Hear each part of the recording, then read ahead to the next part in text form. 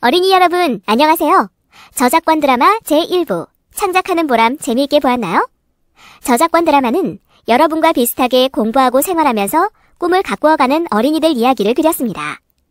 총 3부로 제작하였는데요. 이번에는 1부에서 보았던 저작권 이야기를 함께 살펴보려고 합니다.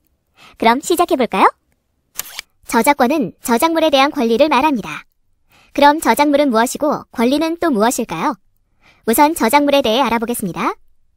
저작물은 지금 이 동영상을 보고 있는 여러분 주변에도 많이 있는데, 저작물이란 사람의 생각이나 느낌을 창작적으로 표현한 창작물을 말합니다. 사람의 생각이나 느낌을 창작적으로 표현한 창작물? 이 말에서 여러분이 잘 모르는 낱말이 있나요? 창작적이란 말은 무슨 뜻인지 알고 있나요? 손 들고 말해볼 사람? 손을 든 교실도 있고 그렇지 않은 교실도 있네요. 자, 그럼 손 든 교실에서는 한 사람이 말해볼까요?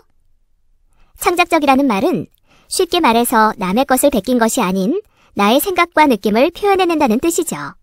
그럼 이제 다시 저작물의 뜻으로 돌아가 볼까요? 저작물이란 남의 것을 베낀 것이 아닌 나만의 생각과 느낌을 표현해낸 것을 말합니다. 결국 저작물이란 나만의 생각과 느낌을 창작적으로 표현한 작품이라고 하면 되겠네요. 그런데 어린이 여러분, 우리 주변에도 많은 저작물이 있어요.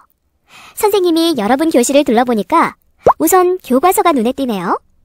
또 여러분이 그린 그림, 또 어떤 교실엔 일기장에 쓴 일기도 보이는데요. 여러분이 직접 쓴 글쓰기 작품, 사진들도 모두 저작물이랍니다. 정말 우리 주변에도 저작물이 많죠? 그런데 몇몇 학생들은 궁금한 점이 있을 거예요. 여러분들이 그린 그림이나 쓴 글 등도 예술작품이라고 할 수 있느냐는 거예요. 여러분은 어떻게 생각하세요? 저작권법에서 말하는 예술작품은 아주 거창한 게 아니랍니다. 저작물의 뜻에 나와 있는 말들에 맞으면 된답니다. 우선 저작물은 사람이 만들었어야 합니다. 즉, 원숭이나 강아지처럼 동물이 만들었거나 자연현상으로 만들어진 작품은 저작물이 될 수 없습니다. 그리고 저작물은 생각이나 느낌이 들어있어야 합니다. 즉, 사실만을 기록한 글은 저작물이 될 수 없습니다.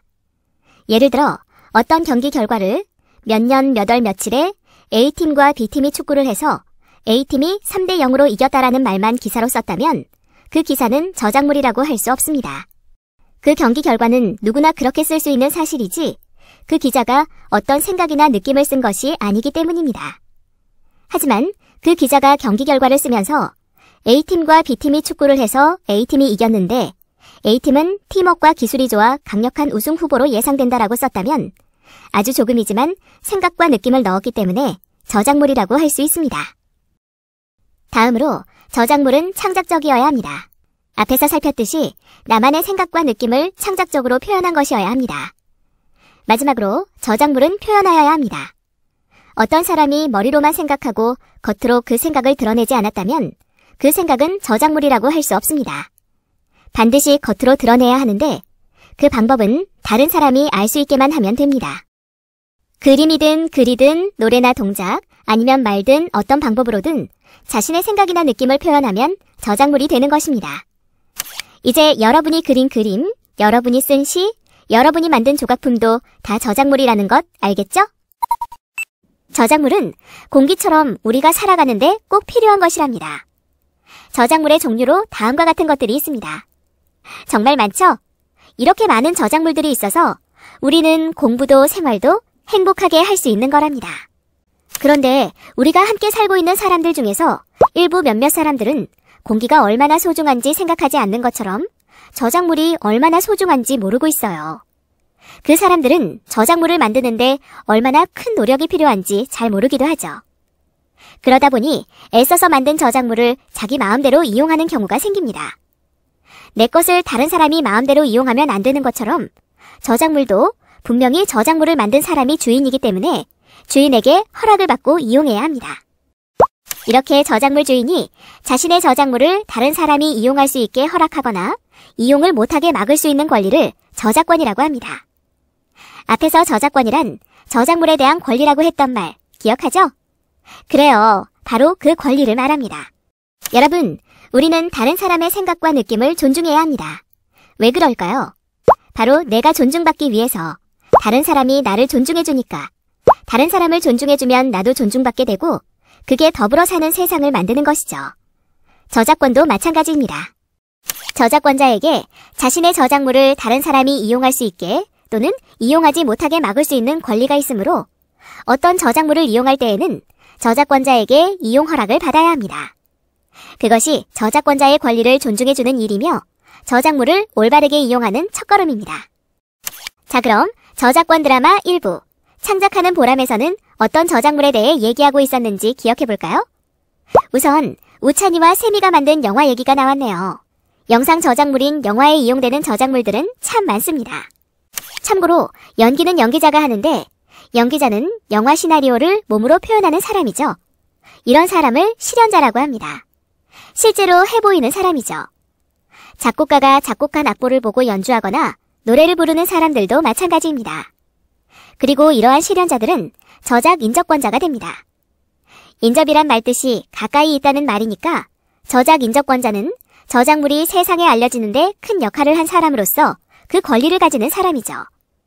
이러한 저작 인적권자는 실연자, 음반 제작자, 그리고 방송 사업자가 있습니다. 다음으로 드라마에서는 글쓰기 대회에서 상 받은 이야기를 했네요. 누리가 쓴 글은 어문 저작물이죠?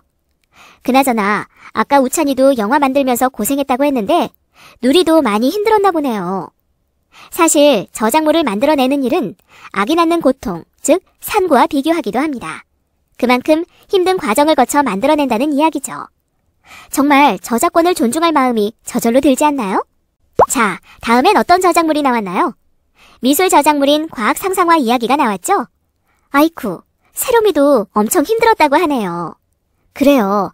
그것이 영화이든 글이든 그림이든 저작물을 제대로 만들려면 많은 시간과 노력이 따라야 하죠.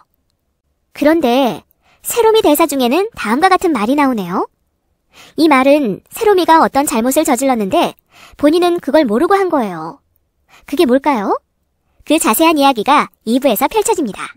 드라마에는 저작물이 하나 더 나오죠. 다솜이가 연설했다는 얘기가 나옵니다. 연설도 저작물일까요? 물론입니다. 연설은 어문 저작물입니다. 드라마에 다솜이가 연설하는 장면이 나오지는 않았지만 잘한 것만은 알 수 있어요. 영상 저작물인 다솜이 연설 녹화 파일을 달라고 하는 분, 어문 저작물인 연설문 파일을 달라고 하는 분들이 계셨고 세롬이 어머님도 그걸 보고 다솜이를 많이 칭찬하셨다고 하니까요. 다솜이는 연설을 잘하는 재주가 있는 거겠죠? 물론 연습도 많이 했겠지만 말이에요. 저작권을 존중하는 사회는 문화와 경제가 발전합니다. 무엇보다 따뜻한 세상을 만들 수 있죠. 내 꿈을 이루는 나라, 네가 있어 행복한 나라를 만들 수 있으니까요. 그럼 우리 함께 그런 나라를 만들어 가자고 약속하는 뜻에서 힘차게 박수치면서 이 시간을 마칠까요? 여러분, 2부에서 다시 만나요.